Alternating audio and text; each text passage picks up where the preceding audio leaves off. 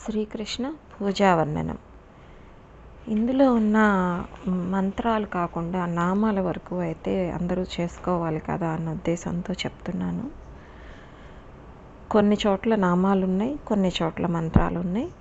మంత్రాలను వదిలేసి నామాలను మాత్రమే చెప్తున్నాను.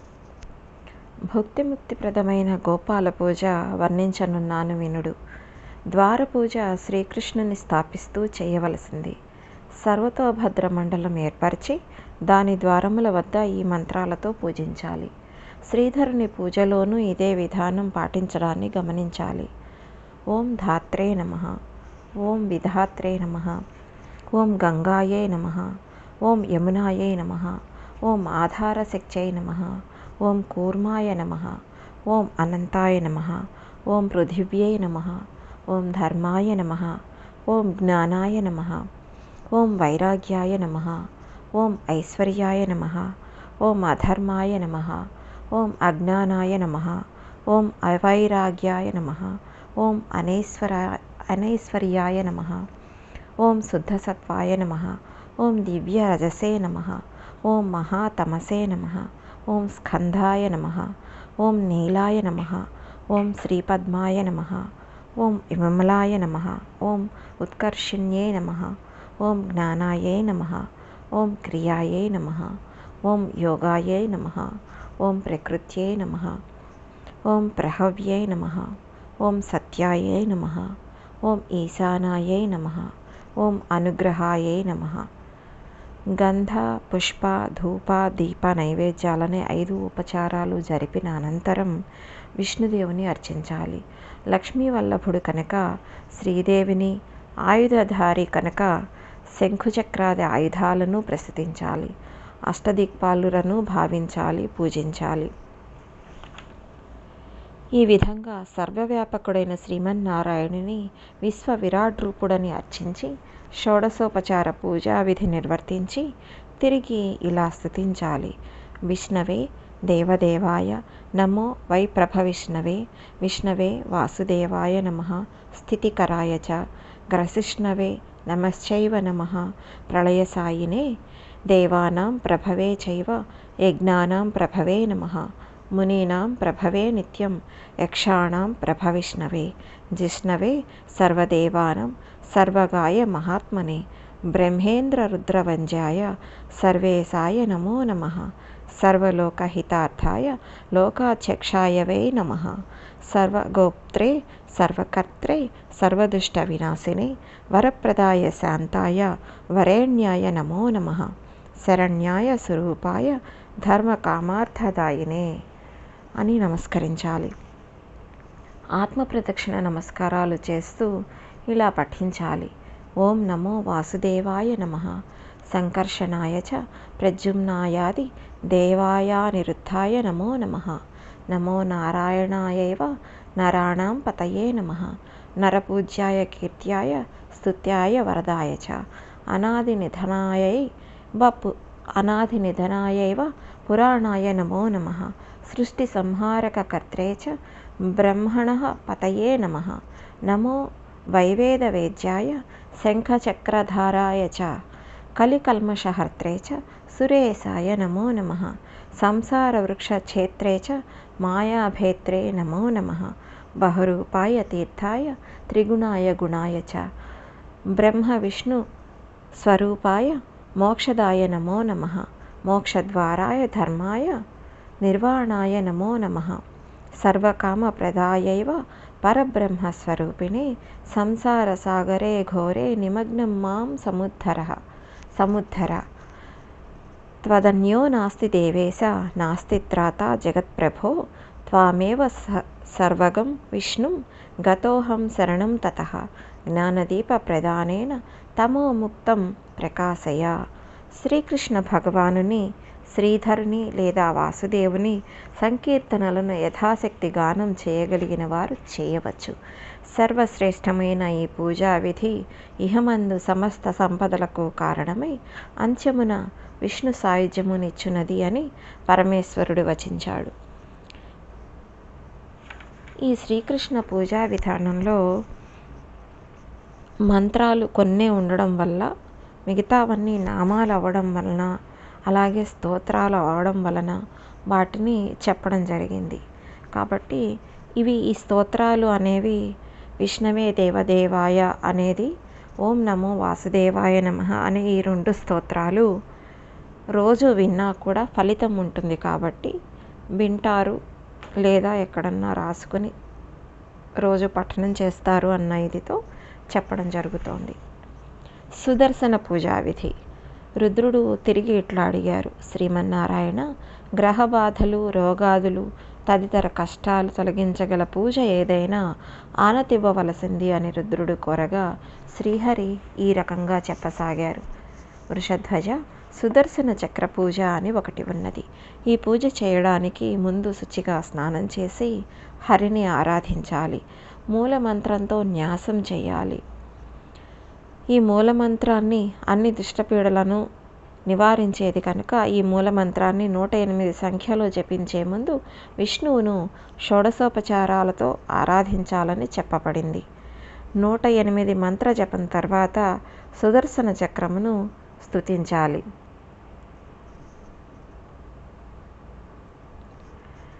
దామోదర ప్రీత్యర్థం దీన్ని పఠించు వారికి విష్ణులోక ప్రాప్తి కలుగగలదు.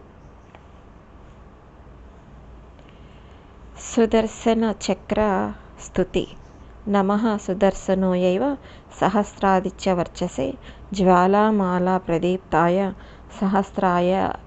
సహస్రారాయ చక్షుషే సర్వదుష్ట వినాశాయ సర్వపాతకమర్ధినే సుచక్రాయ విచక్రాయ సర్వమంత్ర విభేదినే ప్రసవిత్రే జగద్ధాత్రే జగద్విధ్వంసినే నమః పాలనార్థాయ లోకానాందుష్టాసుర వినాశినే ఉగ్రాయ చైవ సౌమ్యాయ చండాయ చ నమో నమః నమశ్చక్షుషు స్వరూపాయ సంసార భయభేదినే మాయా పంజర భేత్రే చ శివాయ చ నమో నమః నమశ్చక్షుషు స్వరూపాయ సంసార భయభేదినే మాయా పంజర భేత్రే చ శివాయ నమో నమః గ్రహాతిగ్రహరూపాయ గ్రహాణాం పతయే నమః కాలాయ మృత్యవే చైవ భీమాయ చ నమో నమః భక్తానుగ్రహదాత్రే చ భక్తగోప్త్రే నమో నమః విష్ణురూపాయ శాంతాయ చాయుధానాంధరాయ చ విష్ణుశస్త్రాయ చక్రాయ నమో భూయో నమో నవ. ఈ స్తోత్రాన్ని అన్ని వేళలా జపించవచ్చు, మోక్షదాయకం కూడా. ఇది స్తోత్రం మహత్పుణ్యం చక్రస్య తవ కీర్తితం యః పఠేత్ పరయా భక్త్యా విష్ణులోకం సగచ్చతి. చక్రపూజా విధిం యశ్చ పఠేదృద్రజితేంద్రియః సపాపం భస్మసాత్కృత్వా విష్ణులోకాయ కల్పతే. ఇది సుదర్శన చక్ర స్తుతి. గాయత్రి ఛందము, న్యాసాది వర్ణనము. శ్రీహరి తిరిగి ఇలా చెప్తున్నారు, దేవతలారా, గాయత్రి ఛందం దీని న్యాసాన్ని వర్ణిస్తాను. దీనికి విశ్వామిత్రుడు ఋషి, సవిత దేవత, బ్రహ్మ శిరస్సు స్థానంలోను, విష్ణువు హృదయస్థానంలోను, రుద్రుడు శిఖస్థానంలోను సంస్థితులై ఉన్నారు. బ్రహ్మజ్ఞానాన్ని పొందడంలో బ్రహ్మరూపంగా వియోగమయ్యే ఈ మంత్రం కాత్యాయని గోత్రంలో జన్మించింది. ఈ మంత్రానికి 3 లోకాలు, 3 పాదాలు. భూమి ఉదరభాగం. 3 పాదాలకు నియమిత సంఖ్యలో అక్షరాలుంటాయి. 3వ పాదానికి కల 8 అక్షరాలు 4వదైన ప్రత్యేక పాదంగా మారే వేళ 4 అక్షరాలుంటాయి. స్నాన, జప, ధ్యాన, హోమాలలోనూ అన్ని దైవ పూజలలోనూ గాయత్రి న్యాసం వినియోగమవుతుంది. గాయత్రి కంటే శ్రేష్టమైన మంత్రం లేదు. గాయత్రిని, సూర్యుని పూజించినప్పుడు 4 పాదాలు వాడాలి. ఈ మంత్రాన్ని ఒక స్వరూపంగా భావించి పూజించేటప్పుడు అని భావము. ప్రాణాయామం చేసుకొని సంధ్యావందనానికి ఉపక్రమించే ద్విజుడు పఠించవలసిన మంత్రాలివి. ఉదయం వేళ సంధ్యావందనానికి మొదట చెప్పబడిన సూర్యశ్చమ అనే మంత్రాన్ని, సాయం వేళ సంధ్యావందనానికి అగ్నిశ్చమ అనే మంత్రాన్ని ఆచమన నిమిత్తం పఠించాలి. మనలోని రజసత్వ తమో గుణాల వల్ల కానీ, అజ్ఞానజనితమైన దోషాల వల్ల కానీ, జాగ్రస్వప్న సుషుప్త అవస్థల వల్ల కానీ మన వలన జరిగే మనోవాకాయ కర్మరీతుల పాపాలన్నీ ఈ మంత్రాలతో చేసే సంధ్యావందనం వలన అంతం కాగలవు. ఈ ఫలశ్రుతికి అర్థము, దీనికి ఫలశ్రుతి ప్రాతకాలంలో చేసే సంధ్యావందనాన్ని నిలబడి చేయాలి. తదుపరి సంధ్యావందనాలను కూర్చొని చేయవలెను. గాయత్రి మంత్రాన్ని 10 మార్లు జపిస్తే ఈ జన్మలో చేసిన పాపాలు నివృత్తి అవుతాయి. 100 సార్లు జపిస్తే గత జన్మలలో చేసిన పాపాలు, 1000 సంఖ్యలో జపిస్తే యుగ పర్యంతం చేసిన పాపాలు నివారణ కాగలవు. ఉదయం వేళ రక్తవర్ణంలో గాయత్రి, మధ్యాహ్న సమయంలో శుక్లవర్ణంలో సావిత్రి, సాయంకాలమున కృష్ణవర్ణంలో అనగా నలుపు వర్ణంలో సరస్వతి ఉంటారని విఘ్నుల ఉవాచ. పరోరజసి సారంతం అనేది 4వ పాదం. దీనిని సర్వాంగాలలో న్యాసం చేస్తూ త్రిసంధ్యలలోనూ సంధ్యావందనం చేయడం పుణ్యం. మహేశ్వరి పూజా వర్ణన. మానవులు సిద్ధిని, లాభాన్ని పొందే మహేశ్వరి పూజా విధిని ఆనతీయవలసింది అని శంకరుడు కోరగా శ్రీహరి ఈ ప్రకారం వివరించసాగారు. వృషభధ్వజ వినుము. మొదట స్నానాచమన ఆసనాది విధులు నిర్వర్తించాక మండల మధ్యమున న్యాసము చేత మహేశ్వరుని ఆహ్వానించాలి. పరివార సహితముగా మహేశ్వరుని మంత్రముతో దేవగణాలను ఆవాహన చేయాలి. మండలము యొక్క ద్వారము వద్ద ఆయా మంత్రాది దేవతలను గంధ ఆచమనాది ఉపచారాలతో పూజించాలి. సిద్ధి మొదలైన 8 శక్తులు 8 దశలలో ఉంటాయి. వాటిని కూడా పూజించాలి. అటుపైన తత్పురుష అఘోర ముఖాలకు సంబంధించిన 10 కళలను స్తుతి చేసి చివరగా ఈశానుని 5 కళలను స్తుతించాలి. తదుపరి శివపరివారాన్ని ఉద్దేశించి కూడా మంత్రపఠనాన్ని చేయాలి. ఈ ప్రకారం పూజించాక షోడశోపచారాలతోనూ మహేశ్వరుని సంప్రీతుని గావించాలి. విశ్వావసుడనే గంధర్వుని, కాళరాత్రి అనే అమ్మవారిని ఆరాధించే ముందుగా ఈ మహేశ్వరి పూజ చేయాలి. తంత్ర సాధనకు సంబంధించిన గ్రంథాలలో ఇవి విస్తృతంగా కనిపిస్తాయి. ఇక్కడ సంక్షిప్తంగా మాత్రమే చెప్పబడింది. మహానవమి, విజయదశమి మొదలగు దేవీ నవరాత్రులలో దుర్గా పూజ సందర్భంగా దుర్గా మంత్రాన్ని జపం చేయాలి. అర్ధకామాభిలాషులు దుర్గాదేవిని ఉపాసించి ఆమె అనుగ్రహానికి పాత్రులు కాగలరు.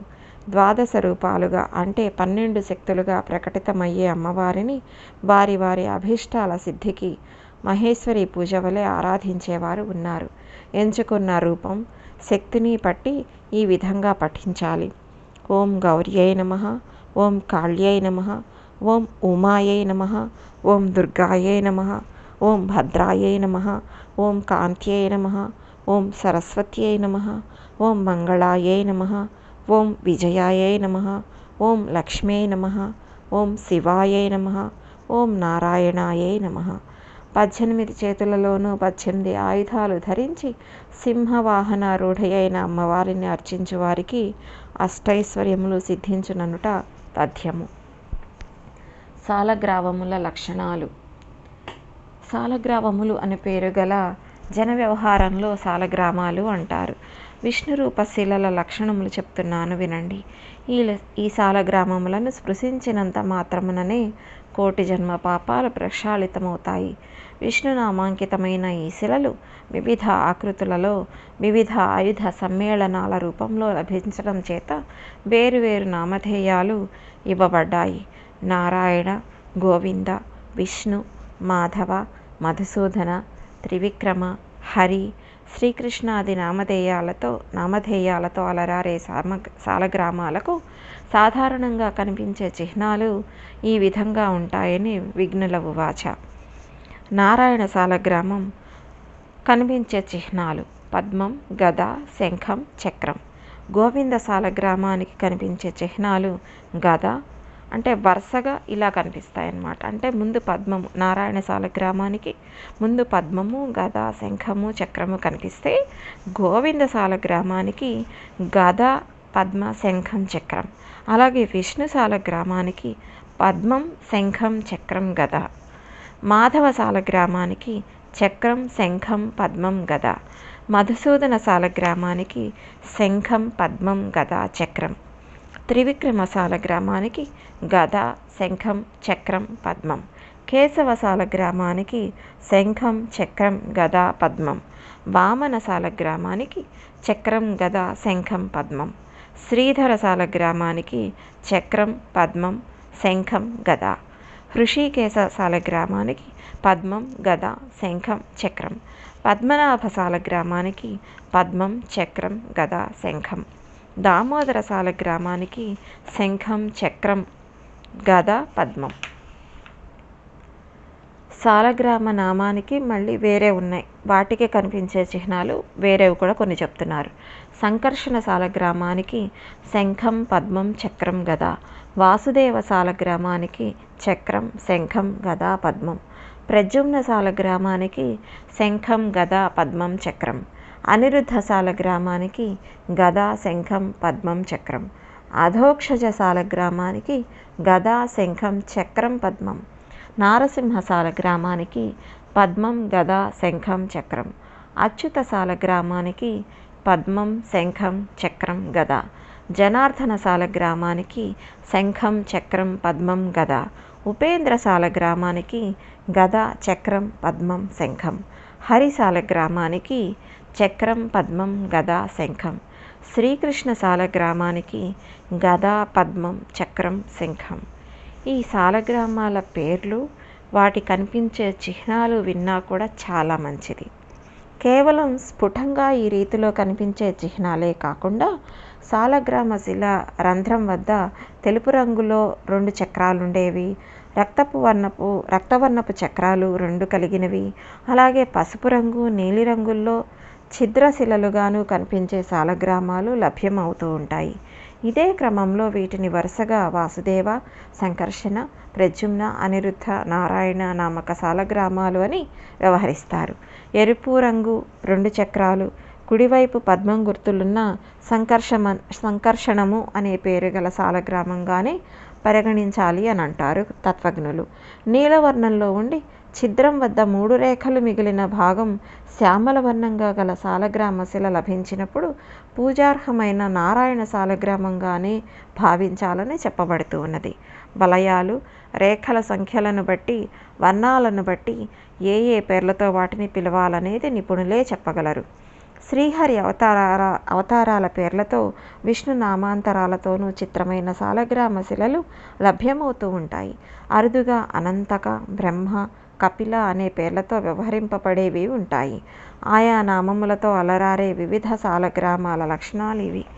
సాలగ్రామ నామం, లక్షణం. మత్స్య సాలగ్రామం ఛిద్రం వద్ద ఒక రేఖ వెడల్పుగా సాగిన కమలం వంటి ఆకృతి. ఒక ఆకృతి. వారాహ సాలగ్రామం, దీని లక్షణాలు 2 వేరువేరు పరిమాణాలు కలిగిన 2 చక్రాలు, శక్తి చిహ్నం.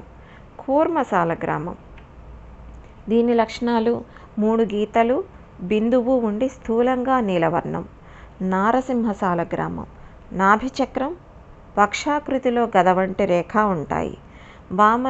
వామన సాలగ్రామ చిహ్నాలు పరిమాణంలో చిన్నది, గోళాకృతిలో ఉండి అస్పష్ట రేఖలు, గోళము అంటే రౌండ్గా. శ్రీకృష్ణ సాలగ్రామం, గోళాకృతిలో ఉన్న వెనుక వైపు చిన్న వంపు కానీ చిన్న చక్రం కానీ ఉంటుంది. కపిల సాలగ్రామం, గృహస్థులు కానివారు ఆరాధించదగినది, 5 చుక్కలు, గద ఉంటాయి. అనంతక అంటే శేషసాల గ్రామం, వివిధ ఆకృతులు, వేరువేరు రంగులు, నాగపడగ గుర్తులు ఉంటాయి. బ్రహ్మశిల సాలగ్రామం, విశాలంగా రేఖలు, కమలం, చక్రం, ఛిద్రాలు 1కి మించి ఉంటాయి. విష్ణుశిల సాలగ్రామం, విశాలంగా రేఖలు, కమలం, చక్రం, ఛిద్రాలు 1కి మించి ఉంటాయి.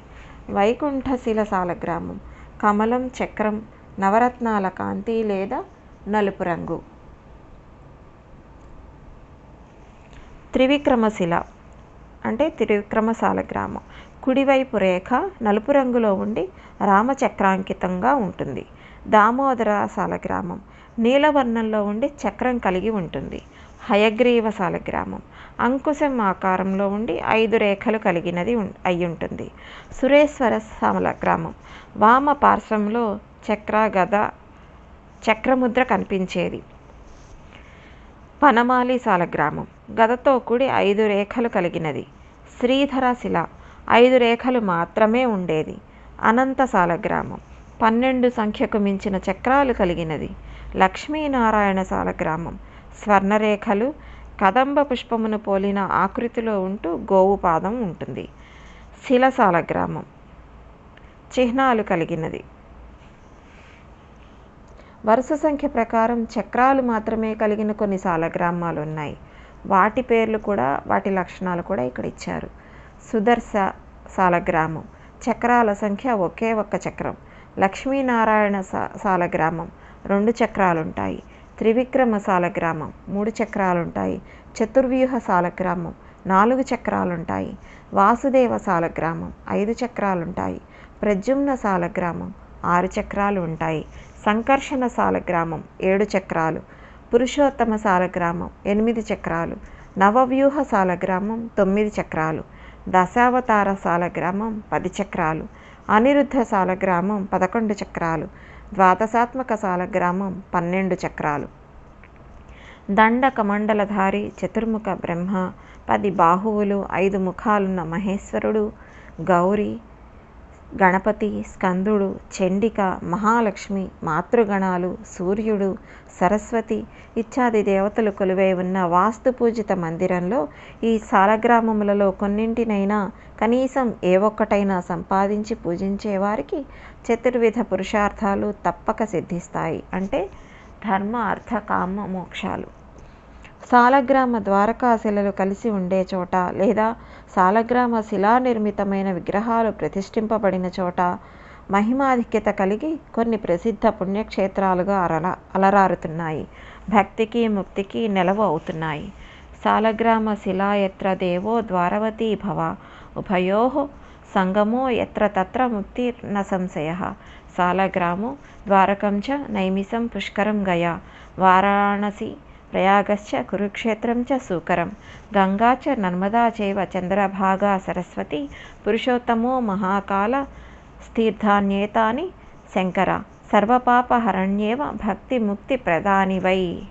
సాలగ్రామాలు దేవతలుగా కలిగిన ద్వారక, నైమిషారణ్యం, పుష్కరక్షేత్రం, గయా, వారణాసి, ప్రయాగ, కురుక్షేత్రం, పురుషోత్తమ క్షేత్రం, ఉజ్జయిని అంటే మహాకాళక్షేత్రం, సరస్వతి, చంద్రభాగా నదీ తటముల యందు గల క్షేత్రాలు సకల పాపాలను నివృత్తి చేసే పుణ్యస్థలాలుగా విరాజిల్లుతున్నాయి.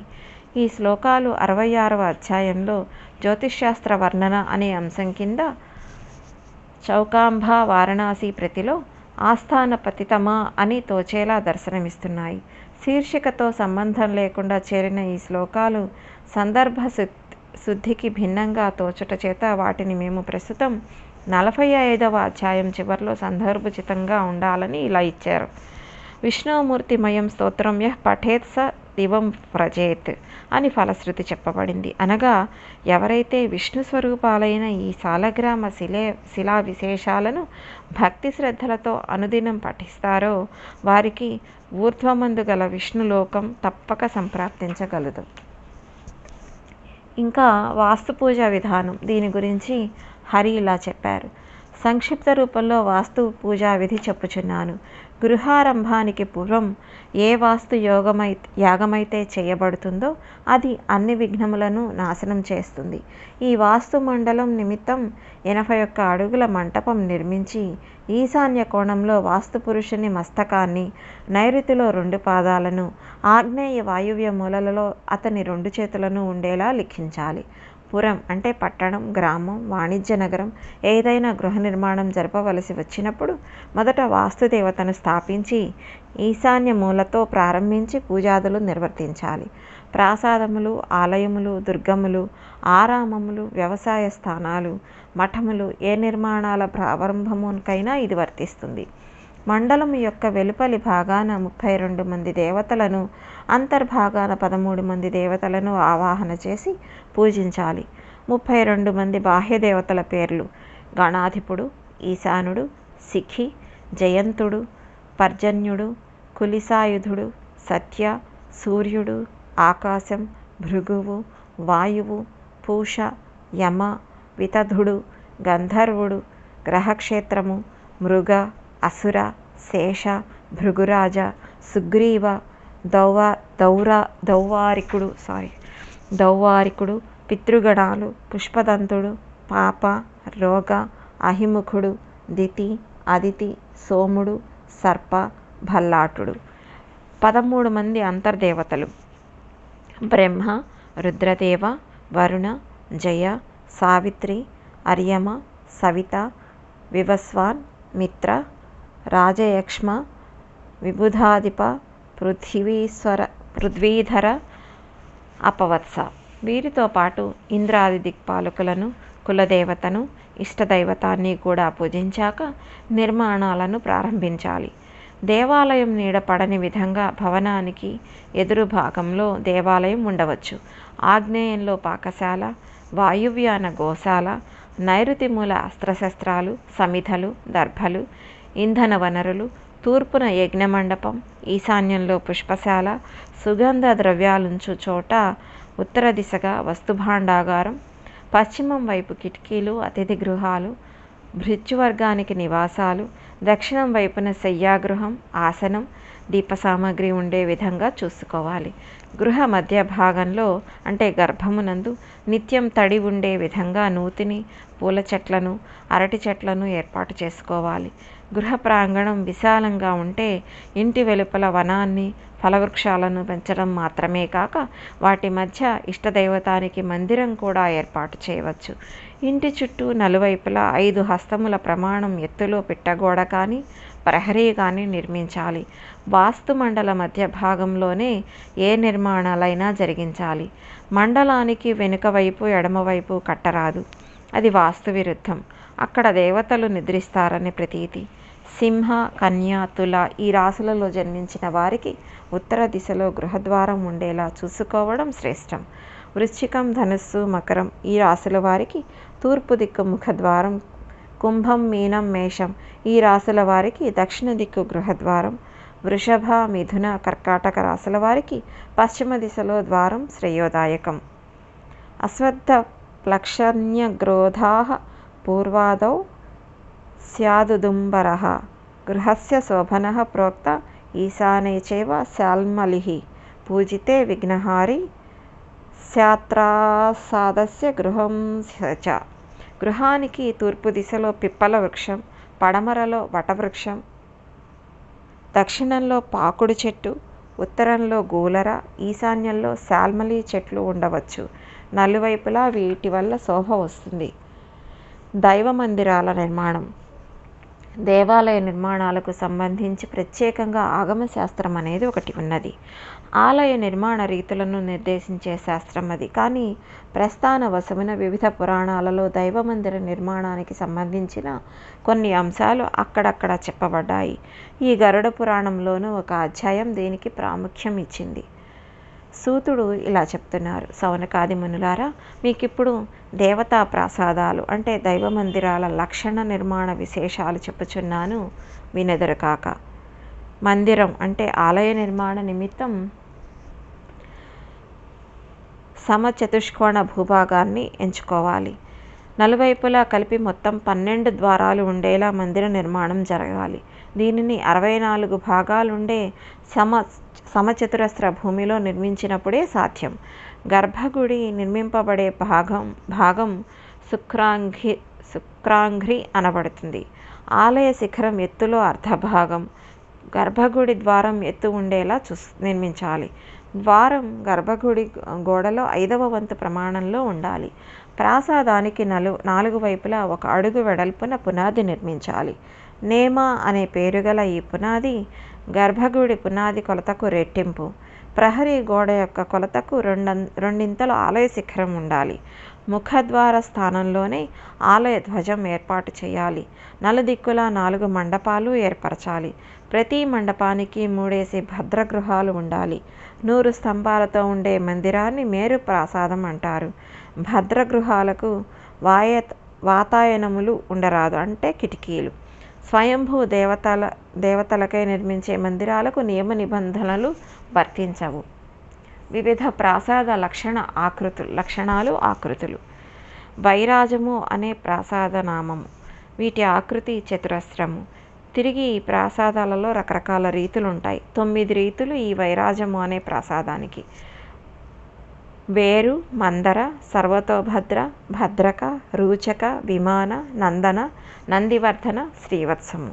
అలాగే పుష్పకము అనే నామ ప్రాసాదానికి ఆకృతి ఆయా ఆకృతి. దీనికి 9 రకాల రీతులుంటాయి. భువన, ఉతంభ, వలభి, శాల, గృహ, గృహరాజ, మందిర, విమాన, బ్రహ్మమందిర, శివికావేస్మ అనే విధానాలు. కైలాసము అనే ప్రాసాదనామానికి ఆకృతి వృత్తము. దీనికి 9 విధాలుంటాయి. అది వలయ, దుందుభి, పద్మ, మహాపద్మ, శంఖ, కలశ, ఉష్ణీష, గవావృక్ష, ముకుళి. అలాగే మాణికము అనే ప్రాసాదనామానికి వృత్తాయత అనే ఆకృతి ఉంటుంది. దీనికి 10 రకాల రీతులుంటాయి. పృథ్వీధర, భూధర, భూముఖ, సమ్ముఖ, శ్రీజయ, హంస, సింహ, గరుడ, గజ, వృషభ. అలాగే త్రివిష్టవము అనే ప్రాసాదానికి ఆకృతి అష్టకోణాకార ఆకృతి. దీనికి 9 రీతులుంటాయి. ఖడ్గ, గద, చక్ర, వజ్ర, శ్రీవృక్ష, శ్వేత, విజయ, ముష్టిక వక్త్ర, స్వస్తిక వక్త్ర. ఇంతవరకు పైన చెప్పబడిన రీతులలోనే కాక కొన్ని నిర్దిష్ట ఫలాలను ఆశించి ప్రత్యేక రకాల దైవ మందిరాలు నిర్మించవచ్చు. త్రికోణాకారంలోనూ, పద్మం, చతుష్కోణ, షోడశకోణ, అర్ధచంద్రాకారంగాను రాజ్యలబ్ధి, ఐశ్వర్యం, ఆయుర్వృద్ధి, పుత్రలాభం, స్త్రీ ప్రాప్తి వంటి ఫలములు పొందడం కోసం కొన్ని ప్రత్యేక మండపాలతో కూడిన ప్రాసాద నిర్మాణాలు ఉండవచ్చు. చతురస్ర ఆలయాలలో అరుగులు, వాటికి ఎదురుగా అధిదైవతానికి సంబంధించిన వాహనాల కోసం లఘుమండపాలు నిర్మించాలి. ఆలయానికి సమీపంలోనే అర్చకుల, సేవకుల గృహాలు ఉండాలి. అలాగే కళాపోషణ కోసం ద్వారానికి దగ్గరలో నాట్యశాల నిర్మించాలి. ద్వారపాలకుల విగ్రహాలు తప్పక చెక్కించాలి. దైవ ప్రతిష్టకు సంబంధించి ఆలయాలు నిర్మాణ విధులలోనే కొన్ని శిల్పశాస్త్ర, ఆగమశాస్త్ర రహస్యాలు ఉన్నాయి. ఆచార్యవర్యులకు ఆయా శాస్త్రాల్లో ఉండే ప్రవేశం, నైపుణ్యం వల్ల దైవం సుప్రతిష్ఠితమై ప్రతిష్ఠింపజేసిన యజమానికి కృతార్థత కల్పిస్తుంది. ఆలయ ప్రతిష్ఠ జరిపించిన ఆచార్యునికి భూరి దానాలు చేయాలి. అట్లే పురజనులందరికీ భూరి సంతర్పణ గావించాలి. వాస్తు పురుషుడిని సంతసింపజేయడానికి నిర్వర్తించే ఈ ప్రతిష్ఠ కార్యక్రమం ద్వారా ప్రతిష్ఠించు ప్రభు అంటే వ్యక్తికి జన్మాంతాన ముక్తి సిద్ధిస్తుంది.